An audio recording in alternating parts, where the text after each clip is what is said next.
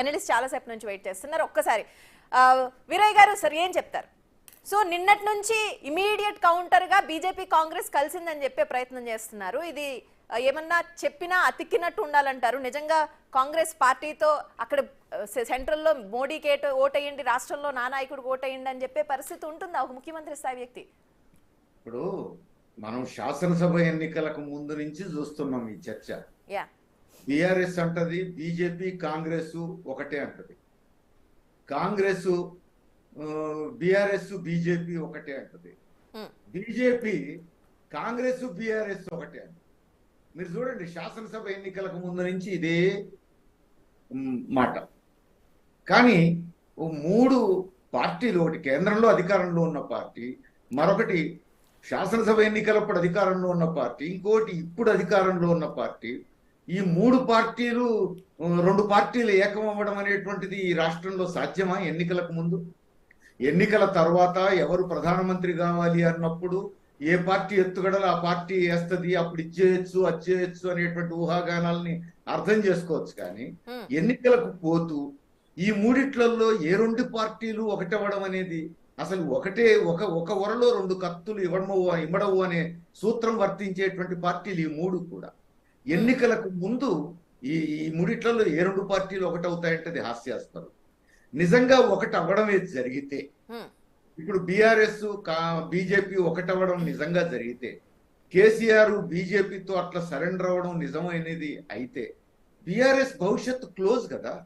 తెలంగాణలో ఇంకా బీఆర్ఎస్ భవిష్యత్తు క్లోజ్. అట్లా కావాలని కాంగ్రెస్ కోరుకుంటే కూడా కాంగ్రెస్ కూడా నష్టమే. ఎందుకంటే ఇప్పుడు దేశ చరిత్ర అంతా చూడండి, ఏ రాష్ట్రమైనా చూడండి, బీజేపీని ఖచ్చితంగా కట్టడి చేయడంలో, నిలవరించడంలో గట్టి పాత్ర, ప్రముఖ పాత్ర పోషించేది ప్రాంతీయ పార్టీలు. అలాంటి ప్రాంతీయ పార్టీ సున్నా కావాలని కాంగ్రెస్ కోరుకోకూడదు. అలాంటి ప్రాంతీయ పార్టీ బీజేపీతో కలిస్తే ఇక మరి ఆ ప్రాంతీయ పార్టీ బీఆర్ఎస్ భవిష్యత్తులో ఇంకేం మిగులుతుంది తెలంగాణలో? అందుకని ఇవన్నీ ఎన్నికలకు ముందు మైండ్ గేమ్ అంటారే, ఇప్పుడు మైండ్ గేమ్ అని చర్చ జరుగుతా ఉంది.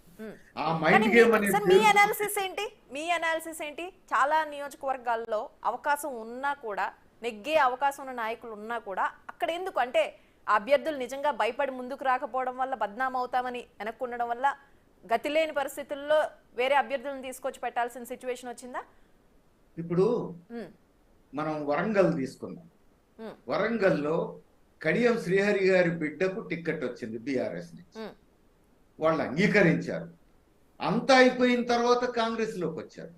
ఎందుకు వచ్చారు అంటే బీఆర్ఎస్ ఓడిపోయే పార్టీలో మేము ఉండి ఏం చేయాలి అనేటువంటి ఒక రకమైనటువంటి అపనమ్మకం వచ్చిన తర్వాత ఇప్పుడు ఇలాంటి పార్టీలు, అదేం కమ్యూనిస్ట్ పార్టీ కాదు కదా, గెలిచినా ఓడినా నా విధానం కోసం నిలబడాలి, ప్రజల కోసం నిలబడాలి అని ఒక నిజాయితీ నిబద్ధత ఉన్న పార్టీ అయితే, ఎర్రజెండా పార్టీ అయితే అర్థం చేసుకోవచ్చు. అట్లా కాదు కదా.